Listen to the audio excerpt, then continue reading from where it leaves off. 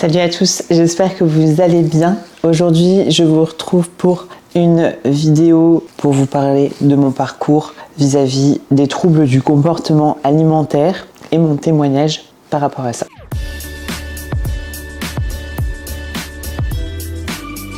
Donc, dans un premier temps, je vais vous expliquer et recontextualiser les choses. Je faisais toujours du sport depuis mon enfance. J'ai commencé du coup par la danse pendant, je dirais, 6 bonnes années. Et je n'ai jamais eu de rapport avec mon corps étrange. Tout se passait très bien vis-à-vis de l'alimentation, vis-à-vis du coup du physique. Je n'ai jamais eu de complexe vis-à-vis de mon apparence, si ce n'est mon nez ou des choses comme ça, mais je veux dire par rapport à mon taux de masse grasse, par rapport à ma musculature, voilà, mon poids, ça n'a jamais été un problème.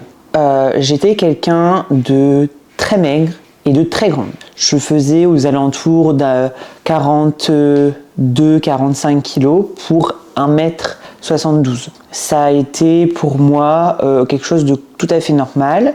Il est vrai qu'arrivé au collège, j'ai parfois eu quelques remarques comme quoi j'étais une grande perche, comme on dit ça. Des fois, des commentaires du genre « Oh, tu es très maigre », etc.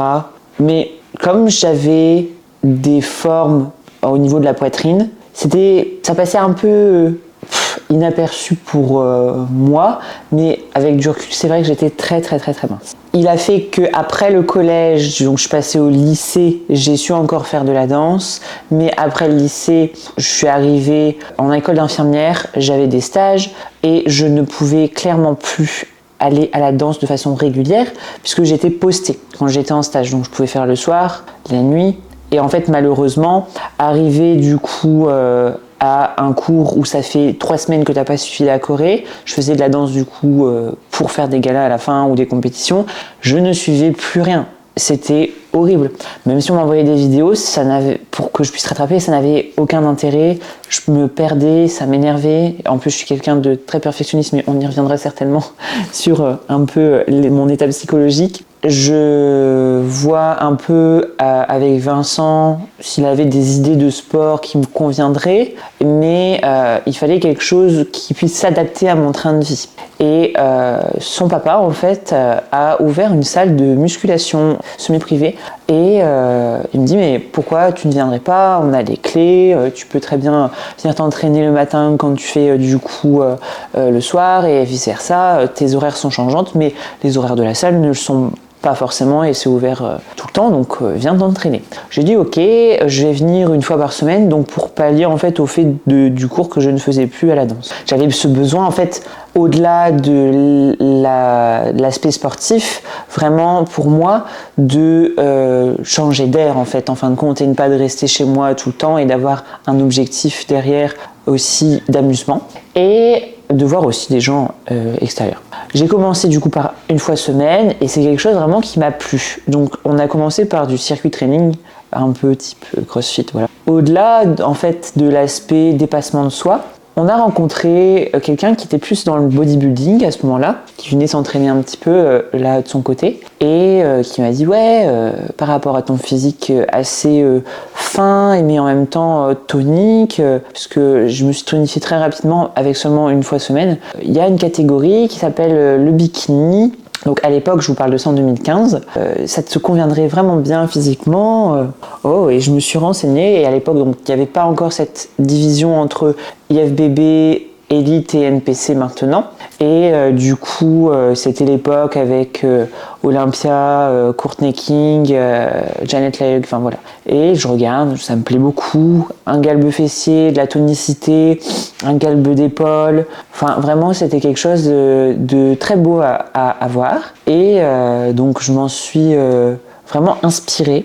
Et je me suis entraînée en fonction. Donc je suis passée de 1 training à du coup 5 trainings, 6 voire 7 presque tous les jours. Je m'y connaissais absolument pas, Vincent non plus. Et le papa de Vincent n'était pas dans cet effet bodybuilding, c'était vraiment juste performance. Donc je me suis un petit peu débrouillée, j'ai cherché des informations sur internet. Au niveau plan alimentaire, bon clairement, je ne comptais absolument rien. J'étais là, je prenais des checks de prot avant l'entraînement, après l'entraînement. Pendant l'entraînement, j'avais pas forcément... J'étais encore en études, l'argent pour me payer des compléments alimentaires. Du coup, je buvais des compotes. Enfin, voilà, puisque j'étais encore très très mince. Mon poids était très difficile à augmenter. Je mangeais un peu en intuitive. Juste, j'ai augmenté considérablement mes protéines que je mangeais que certainement très peu auparavant. Et du coup, mon physique a vraiment bien bougé. Je continuais à être sèche, mais avoir de la masse musculaire qui arrivait. Pour moi, c'était vraiment du bonheur. Et du coup, pareil, cet ami, au fur et à mesure qu'on avance, il me dit, mais tu sais, il y a une compétition pas très loin de chez nous, donc à 30 minutes, qui s'appelait Billy Montigny. À l'époque, c'est quand même un grand prix qui est très très très renommé. Et il me dit, tu devrais la faire. Je me dis, ouais, pourquoi pas se donner cet objectif. Je pars en sèche, en cut, je regarde un peu. Et je me suis dit, bah, c'est comme un régime, quoi. Donc, je continue de manger mes protes. J'ai enlevé toute source de glucides, toute source de lipides. Et puis, je mangeais que les protes et les légumes. Pendant, du coup, j'ai fait ça 6 mois. Non, même pas. J'ai fait ça 2 mois. Donc, je me suis préparée au total en 6 mois pour monter du coup sur scène, entre du coup l'effet prise de masse plus sèche. Mais en fait, j'ai fait cette cut sur 1 mois et demi. Ouais, 1 mois et demi, 2 mois. Je vous dis, en mangeant comme ça au feeling. Mon poids descendait. Je me suis bien dessiné, tracé. Hop, voilà, je monte sur scène. Fin mars 2016, j'avais aucune prétention, je connaissais pas du tout ce que c'était. Je m'étais juste entraînée au posing, vraiment avec les vidéos que je pouvais voir sur internet, des Olympias, etc.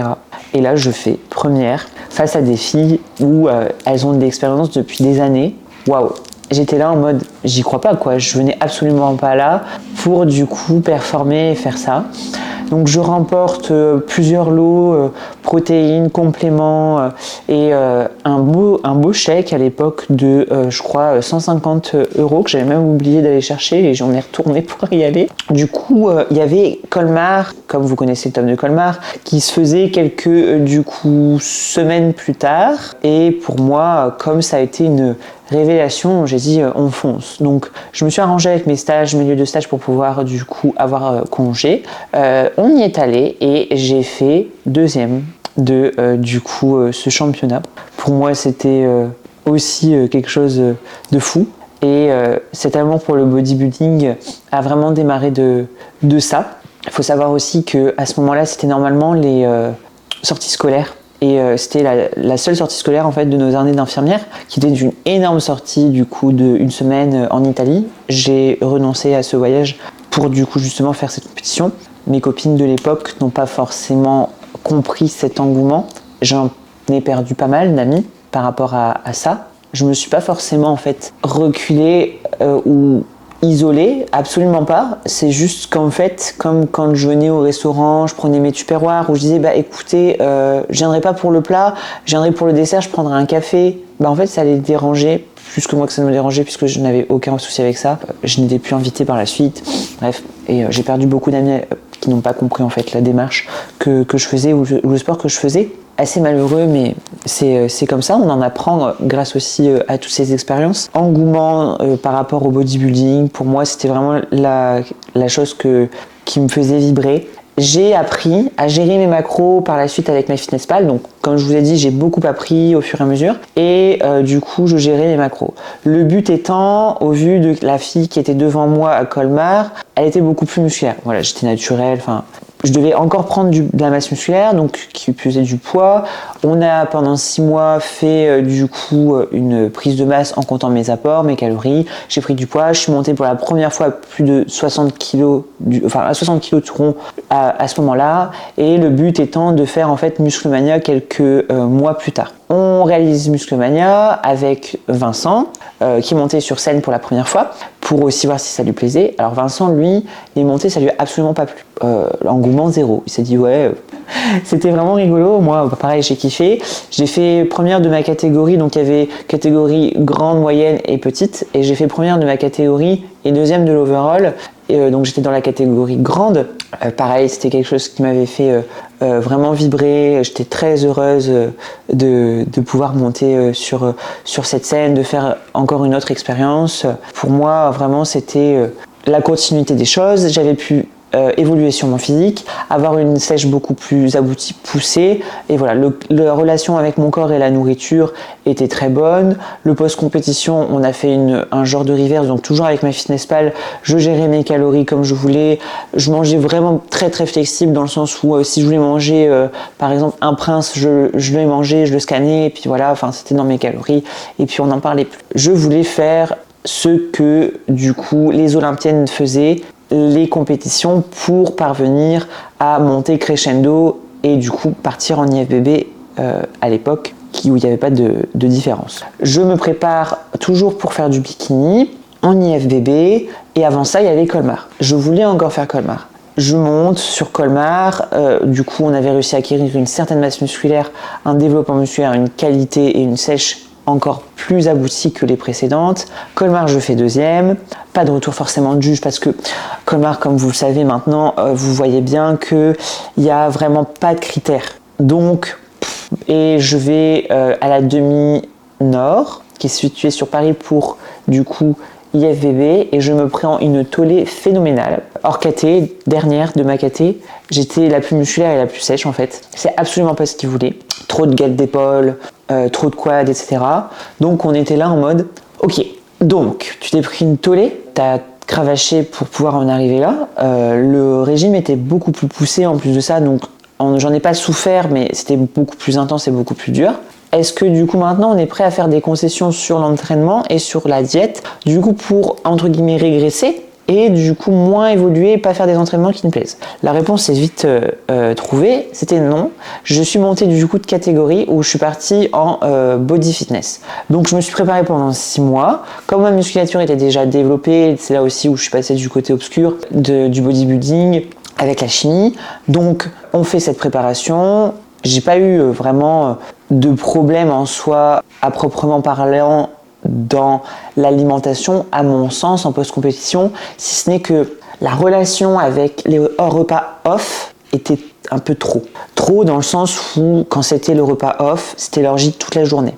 Donc généralement, c'était le dimanche, du dimanche matin au petit déjeuner jusqu'au soir, pas de limite. Mon poids fluctuait pas trop, mais en soi, la relation que j'avais à l'alimentation, pour moi, me posait pas de problème. Et maintenant, avec mon recul, c'était vraiment too much ce que je mangeais En fait, je mangeais tout ce que j'avais pas forcément le droit. Donc, matin, pain au chocolat. Après, le midi, on avait mangé une friterie.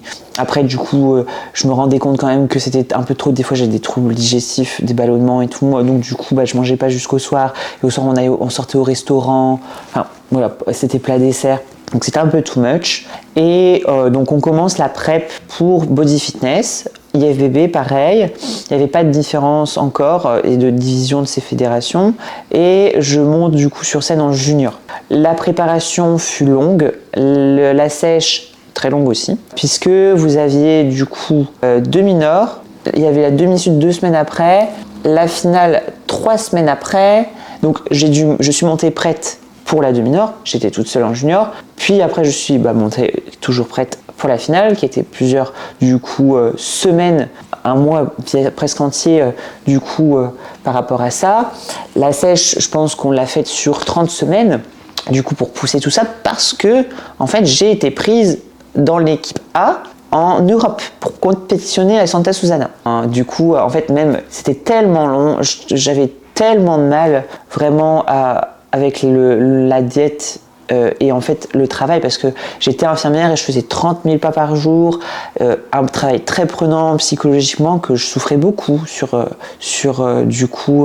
cette préparation, et je me suis beaucoup renfermée en termes de sociabilité. On sortait plus, j'avais plus envie de voir personne, j'étais très peu sociable même en salle, etc. Du coup assez compliqué psychologiquement, et même en sortant de scène, quand j'ai été prise en équipage, j'en ai pleuré et j'étais contente, mais en fait en fin de compte je suis sortie et je dis à Vincent, je veux pas le faire, c'est trop long, sauvez-moi. En fait du coup, comme tout tout était gratuit. Enfin, avec du recul, je me dis j'aurais dû écouter vraiment l'intérêt que mon cerveau avait à me remettre dans la lumière, mais j'ai dit allez, on fait. Donc j'ai continué.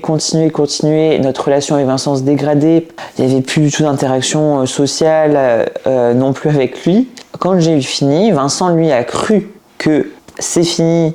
Du coup, on allait pouvoir refaire comme avant, s'amuser, etc.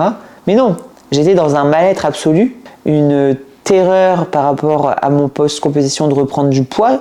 Mon image corporelle, je n'avais jamais été aussi sèche de ma vie, qui était complètement défaite, disproportionnée. Je me minais tellement par rapport à ça, au fait de reprendre du poids, que j'essaie de tout vraiment gérer, traquer, le cardio, nana, qu'en fait j'en pétais un câble. Et c'est là que les TCA sont intervenus et ont apparu parce que du coup j'avais faim H24, je ne savais pas gérer mes émotions, que ce soit la gestion du stress au travail, parce que le travail n'allait absolument pas, la gestion de mon couple, parce que du coup Vincent avait des attentes par rapport à ce post-compétition, de retrouver un équilibre entre nous qu'on ne retrouvait pas, parce que du coup je m'enfermais encore plus sur moi-même, parce que je me voyais reprendre du poids, donc une dysmorphie, et du coup j'avais crise alimentaire sur crise alimentaire.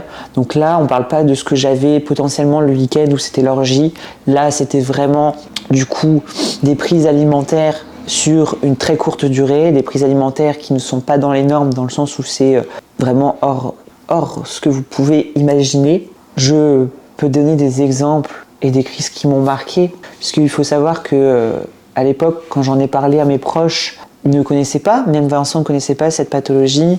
Il m'a juste dit mais arrête juste de manger. Mais si vous saviez, les gens qui n'ont jamais eu ce problème, on se lève, et quelquefois, même au réveil, alors que tu es conscient, cette maladie arrive, te gèle ta capacité de réfléchir. Et là, c'est comme si il y avait un second état. Tu te diriges vers des aliments que moi, je regroupais tout sur la table. J'ouvrais tout. Les paquets, mais c'était de tout. Hein. Ça peut être des cacahuètes, ça peut être une boîte de lentilles. Vraiment, j'étais sans limite. J'avais pas forcément de crise sur des choses particulières bonnes. Bien évidemment, les choix alimentaires parfois étaient plutôt, par exemple, sur du sucré, sur du salé, et je mangeais rapide, jusqu'à temps que mon corps n'en puisse plus, que mon estomac était rempli. Et là, à ce moment-là, quand tu sens cette douleur au niveau de l'estomac, du trop plein d'aliments, du kilo de pâtes que tu viens de manger, des 10 tablettes de chocolat que tu viens d'ingurgiter, et que tu t'en sens malade, et voilà, du coup, directement, j'allais me faire vomir. Ces crises, en fait, se sont empirées au fur et à mesure du temps, des mois. J'ai repris 15 kilos sur un mois. Je me faisais vomir parfois plusieurs fois par jour pour essayer de compenser. Donc vous imaginez bien, je me faisais vomir, j'éliminais, mais néanmoins, je prenais du poids. Donc c'était un truc de fou. J'ai été malheureuse, je suis partie en dépression à cause de ça. Mon image corporelle était complètement changeante. Ma dépression a ruiné mon couple, dans le sens où Vincent en fait était malheureux au possible. Il rentrait, j'étais dans le noir, dans la chambre, en train de pleurer de ce comportement. Il savait pas comment il pouvait m'aider. Même en augmentant la diète, ça n'a jamais rien changé. Vraiment, j'étais dans un mal-être absolu. Après, avec du recul, et je vous expliquerai plus tard, j'avais une gestion des émotions complètement détruite, je ne savais absolument pas gérer ça, et ma grosse prise de conscience qu'il fallait que je me fasse soigner, parce que comme j'en parle souvent avec mes clients en TCA, si vous n'avez pas ce déclic, si vous n'avez pas cette envie vraiment de vous en sortir, peu importe les thérapies que vous allez faire, si le déclic n'est pas là, vous n'y arriverez pas. Vous ne prendrez pas ça entre guillemets au sérieux. Mon déclic a été que Vincent a voulu se séparer de moi. On a failli se séparer. Et quand ça s'est produit et que je me suis rendu compte que je faisais tellement mal en me faisant du mal, que je me suis dit je peux pas continuer comme ça. C'est pas à cause de lui. Il n'y peut rien. Et du coup j'ai commencé à vouloir entreprendre une thérapie. La thérapie a été longue parce que en France on est très peu du coup reconnu par rapport à ce genre de pathologie.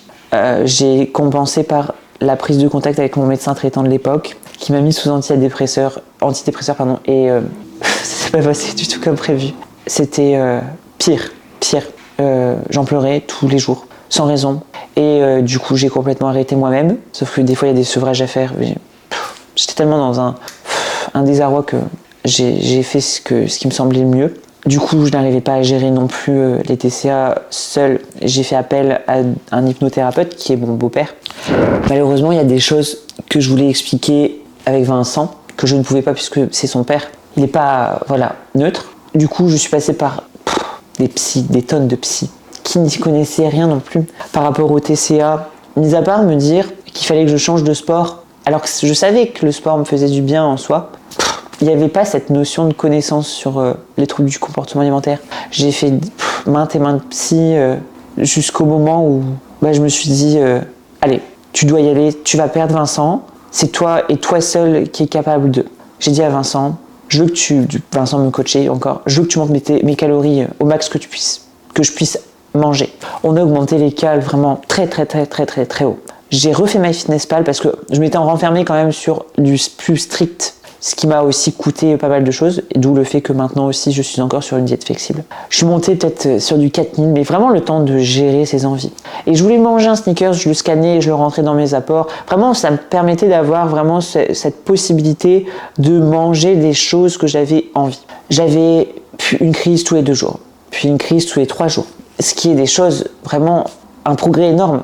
Donc, ça a encouragé le fait que je guérissais. Quand on veut guérir de ça, il faut se dire que ça ne se fait pas du jour au lendemain. Vous allez avoir quelque chose vraiment à prouver à votre corps et à votre esprit pour lui montrer que vous lui voulez du bien. J'ai éloigné les crises après à 1 fois semaine, à 1 fois tous les mois, puis plus du tout. Et au bout de par exemple 5 mois, c'est revenu 1. Parce que j'ai eu une situation de stress que j'ai pas su gérer. La gestion des émotions, je l'ai pas eu tout de suite et vous allez comprendre après par la suite par mon parcours que je l'ai eu que récemment. 1 an sans crise, je décide de vouloir remonter sur scène. La fédération se sont divisées. Avec Vincent, mon couple, ça allait bien. Mes parents ont pris conscience de la pathologie. Je leur ai expliqué ce que c'était. J'ai tout de suite vraiment rassurer mes proches parce qu'ils m'ont vu au plus bas, que ça allait bien se passer, que je comprenais maintenant ce qui n'avait pas été, ce qu'il ne fallait plus que je représente à mon corps pour que ça ne se représente pas au niveau des troubles du comportement alimentaire. J'avais pris beaucoup de masse musculaire parce que l'entraînement a toujours été mon dada, même si des fois je me suis plantée devant la salle, j'ai pleuré, je suis repartie. J'ai continué de m'entraîner malgré tout et je décide de remonter sur scène. On commence à se préparer. Le physique a bougé vraiment incroyable. Mon métabolisme en fait en soi avait été quand même très très perturbé, mais de par le fait qu'on ait augmenté beaucoup les apports, qu'on a remis un cheminement à mon corps, que je me sentais bien, que j'étais épanouie dans tout ce que je faisais, voilà, ça s'est super bien passé et en fait 6 semaines avant du coup le show, ce qui devait être Italie en 2020 pour recontextualiser la chose. J'étais vraiment prête, vraiment trop prête. Vincent, une coach, me dit « Ok, on va aller manger sushi et du coup, un dessert de ton choix. » On mange sushi, au sushi habituel, ça se passe bien, très contente, mais en même temps un peu de crainte. Un peu de crainte parce que c'est un repas off dans une diète de prépa et j'ai pas l'habitude de ça. Et je fais confiance en Vincent et on rentre. Vincent, comme après chaque repas off, il dit je vais aux toilettes, c'est son rituel. Et je me retrouve à avoir un comportement alimentaire comme j'ai pu avoir, à me cacher pour manger, parce que j'ai entamé du coup le dessert que j'avais prévu de manger en me cachant. C'était le dessert que j'avais prévu de manger, mais le comportement que j'avais eu à l'égard de ça m'a pas plu. Vincent met toujours du temps à aller aux toilettes, petit aparté. Et au bout de 20 minutes, il ressort. Et en fait, j'ai eu tellement le temps de réfléchir à ce que j'avais fait parce que du coup, j'avais mangé mon dessert sans lui, en me cachant. Et dans ma tête, je me suis dit, je vais le manger, mais en même temps, je mangerai un autre après parce que du coup, il m'a pas vu manger. Et là, je me suis dit, ça va pas. J'ai vraiment pris le temps de réfléchir. J'ai dit, Vincent, faut que je te parle. Il a su tout de suite qu'il y avait eu quelque chose. Et je lui ai dit, je veux arrêter la PrEP. Il me dit, ok, pourquoi? Je lui ai expliqué la chose. Il dit, ok, je vois. C'est sûr que c'est ta décision? Je lui ai dit, ouais. Je dis, je suis plus heureuse, je pense. Je dis, c'est plus quelque chose qui me correspond. Je dois changer et je peux plus me retrouver dans cette discipline. Donc voilà, j'arrête la préparation 6 semaines avant l'échéance. Les gens autour de moi étaient un peu bouche bée et j'étais vraiment prête. En soi, j'aurais même pu monter sur scène 2 semaines après. Mais pour moi, je me sentais pas épanouie, pas à ma place là où j'étais. C'était pas ce que je voulais. Le body me dégoûtait. Où est-ce qu'on habitait? On avait des salles, mais c'était des gens qui parlaient sur le dos de tout le monde, etc. Et je pouvais plus de cette discipline. C'était des réseaux, je trouvais ça néfaste. Je faisais toujours cette diète flexible, il y avait des gens qui s'insultaient par rapport à ça. Bref, voilà, j'avais envie de prendre du recul. Je me suis mise au CrossFit. Pendant ces mois de CrossFit, ça s'est très bien passé. J'ai continué un plan alimentaire. Je ne pouvais pas me dire « Oh, j'arrête tout ». Donc, diète toujours avec MyFitnessPal, flexible, pas de crise. Ce post-compétition, là où je me suis dit « Oh là là, ça s'est peut-être pas bien passé et tout, avec le sushi puis le dessert ». J'ai rien eu, j'ai vraiment pas eu de crise. Et du coup, CrossFit, bébé, je suis tombée enceinte du coup 6 mois après l'arrêt de l'échéance de la compétition. Du coup pendant la grossesse tout s'est bien passé, pas de crise non plus. Ça m'a fait prendre un recul énorme face à mon corps, à la dysmorphie que je pouvais avoir. Vraiment, ça m'a beaucoup aidé cette grossesse vis-à-vis de ça, de l'image corporelle.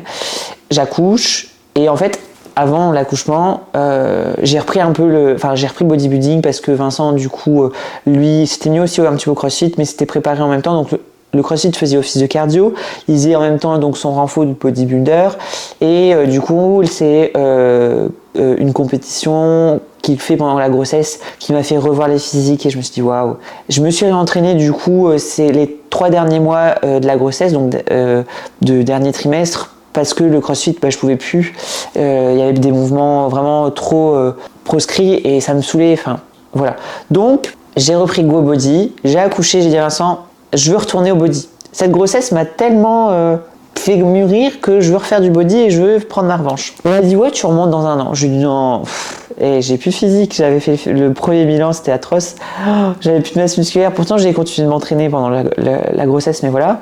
Il me dit non tu vas voir dans 1 an tu remontes. Du coup je fais mon off, machin, on prend la masse musculaire, nani nana.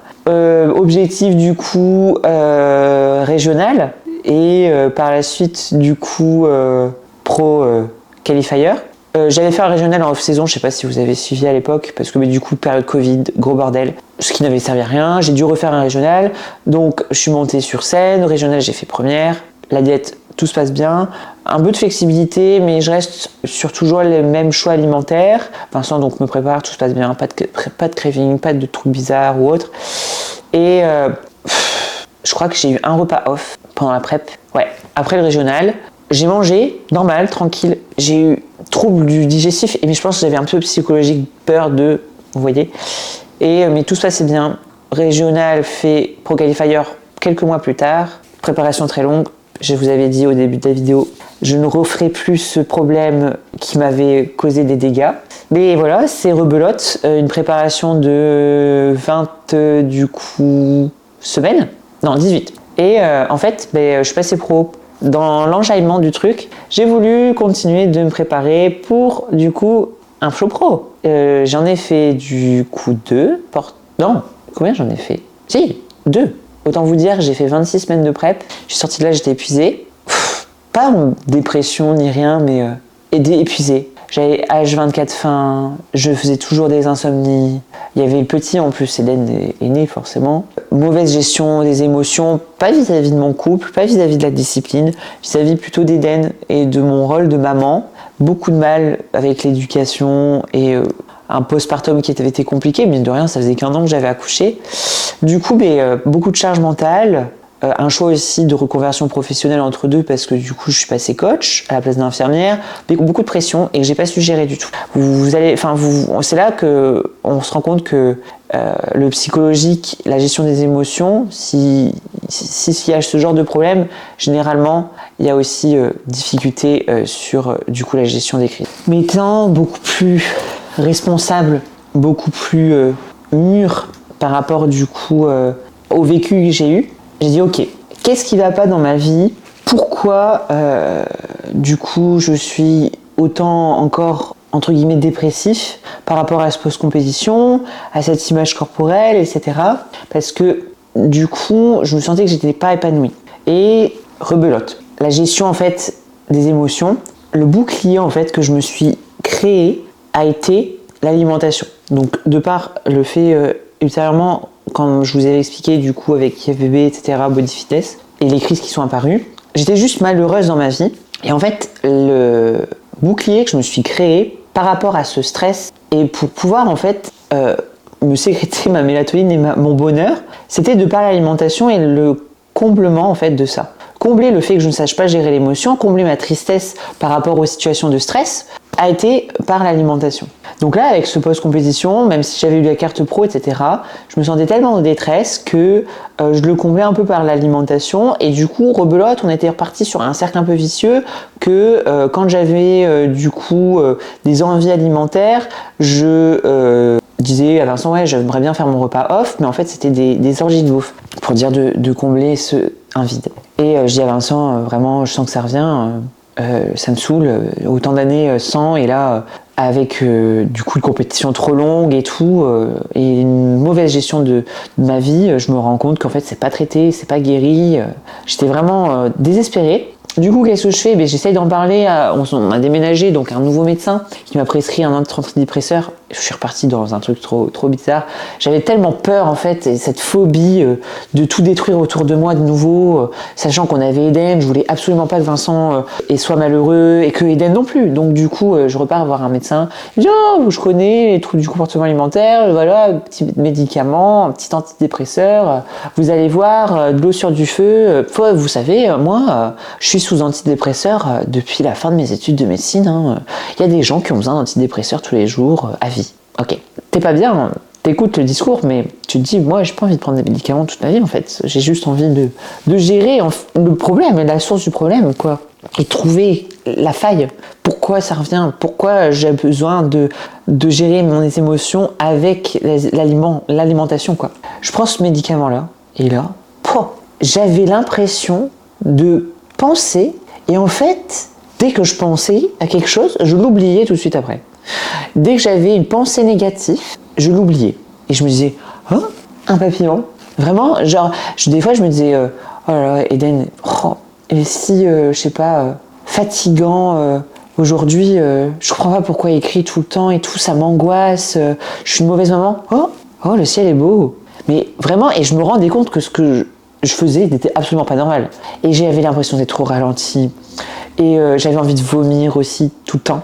C'était un effet secondaire de l'antidépresseur. Et Vincent me disait, t'avais l'air tellement vide.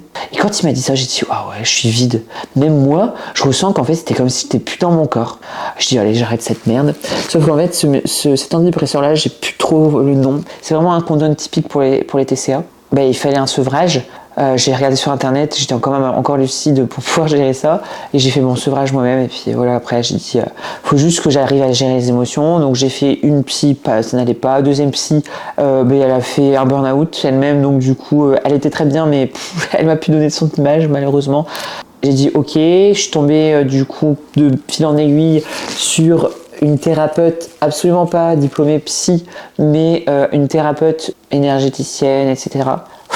Incroyable. On a fait une session d'1 heure. Elle m'a appris en fait que dans mon enfance, j'avais des traumas, pas de par le fait que j'ai eu une enfance difficile, de par le fait que on m'a jamais appris à gérer mes émotions.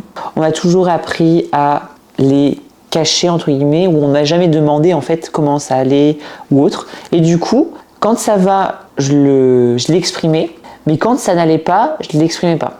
Et du coup, toutes les choses négatives ne sortaient jamais.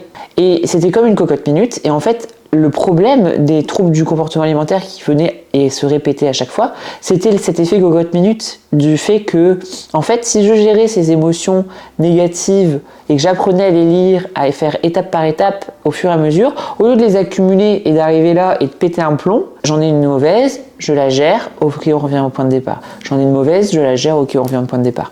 Et du coup, en fait, je me rendais compte que j'étais tout le temps malheureuse parce que je n'exprimais jamais mon malheur vraiment à 100%. J'attendais toujours le dernier moment pour du coup l'exprimer et que ce soit too much et trop, et que du coup Vincent empathisait par rapport à ça, comme la dépression ou des choses comme ça. Et c'est toujours pas simple parce qu'à l'heure actuelle, je n'ai plus de TCA. Mes dernières TCA du coup remontent, puisque ça je trouve quand même c'est un une trouble du comportement alimentaire à la fin du coup de ma première saison pro, quand j'ai eu ma carte pro, où j'ai eu du coup pour moi une crise alimentaire dans le sens où ça a été l'ingestion quand même d'aliments très rapide pendant une très courte période, un comportement pas normal vis-à-vis de Vincent dans le sens où je voulais encore lui cacher, etc. Comme je vous l'ai expliqué, j'ai eu des phases boulimiques, des phases hyperphagiques. La phase hyperphagique, donc, c'est quand j'avais pas de phénomène de compensation et que je consommais un grand nombre d'aliments pendant une courte période, tout le long de la journée, par exemple, quand j'avais mes week-ends où je faisais complètement off. Après, j'ai donc du coup boulimique où j'avais du coup ce comportement compensateur avec le vomissement. Pendant le post-compète, après carte pro, c'était juste hyperphagique, mais entre guillemets, comme j'avais dit à Vincent, je sens que c'est moins que ce que j'ai eu parce que je me suis pas rendue jusqu'à malade pour attendre d'arrêter cette crise. Donc c'est déjà aussi une grosse avancée, mais c'était quand même un comportement qui était pas normal lié à l'alimentation. Ici, second du coup pro début, on va dire, donc seconde année en pro. Le post-compétition s'est très bien passé, on est remonté du coup très haut en calories très rapidement. La période de compétition était beaucoup plus courte, donc gérée d'une main de maître par Vincent. Pas du tout de problème alimentaire. Je gère ma diète actuelle avec MyFitnessPal en mangeant des choses du coup qualitatives. Évidemment, je choisis toujours quand même intelligemment mes apports, mais si j'ai une envie particulière ou autre, je le fais. Je pense que vous pouvez vous en rendre compte dans mes du coup vidéos que je publie sur les Full Day of Eating, et c'est comme ça que je me sens heureuse maintenant et épanouie dans ce milieu. Pour vous donner le maximum de conseils aux gens qui me suivent, soyez heureux dans la discipline. Comme je dis à mes clientes et clients, le bodybuilding c'est une discipline déséquilibrée et il faut réussir à trouver un équilibre dans ce déséquilibre. Moi, je l'ai trouvé en faisant ça. Il y a des gens qui vont le trouver en faisant autre chose. Tout le monde n'est pas sujet au TCA. Mais il faut savoir que le bodybuilding, si vous avez des choses qui ne vont pas à côté, c'est peut-être un phénomène compensatoire que vous allez en fait engrainer. J'étais pas boulimique avant ni hyperphagique comme je vous l'ai expliqué. C'est en fait un phénomène qui est apparu à cause, entre guillemets, du bodybuilding, puisque j'ai déclenché des compensations avec l'alimentation de par des traumas que j'avais auparavant, d'un non-gestion d'émotions. Le bodybuilding aussi, tu as beaucoup d'émotions dupliquées de par le fait de la sous-alimentation, la sous-nutrition, du manque de sommeil, etc. Quand tu sais gérer tes émotions, après, c'est la clé, vraiment. Ça aide sur toute une préparation. Je trouve que c'est important d'avoir un suivi psychologique durant des prépas, que tout aille bien autour de toi. C'est vraiment la clé pour te sentir épanoui. Maintenant, je le suis. Pour moi, je suis plus du tout enfermée et le fait de repartir en prépa, j'ai hâte. Je sais que je peux partager des moments avec ma famille, avec mon mari, avec mon fils. Je vais au restaurant, je prends juste ma balance. Ça me permet de sortir. Pour vous, ça va peut-être sembler bizarre parce que tu prends une balance au restaurant. J'ai juste pas envie de prendre mon tube. Le fait de sortir, de m'autoriser, de du coup avoir quelqu'un qui cuisine pour moi, c'est déjà quelque chose en fait de positif parce que c'est pas les mêmes saveurs, c'est pas les mêmes cuissons. Ça fait du bien en fait de lâcher prise et de pas avoir la tête dans le guidon. Et du coup, je sais pas, j'ai envie de me faire un restaurant. Je dis à Vincent, ouais, on choisit un restaurant forcément en fonction de la carte, des aliments que je peux séparer.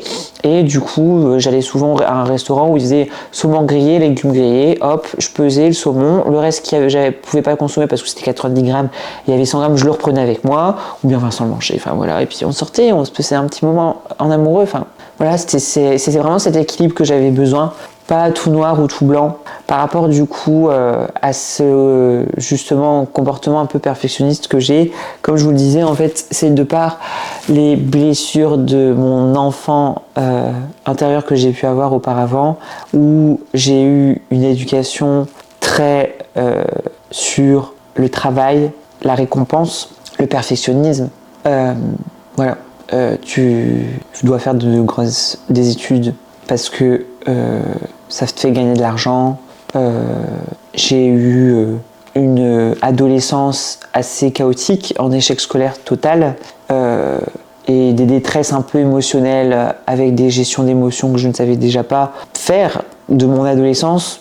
j'étais amoureuse par exemple d'un bad boy, mais on m'a toujours du coup blâmé par rapport à ça, jamais expliqué vraiment ce qu'était la vie, ce qu'était tomber amoureuse. Et pour exprimer mon mal-être, j'avais des comportements type mutilation. Enfin, je voulais me montrer, hé, je vais mal, regardez-moi.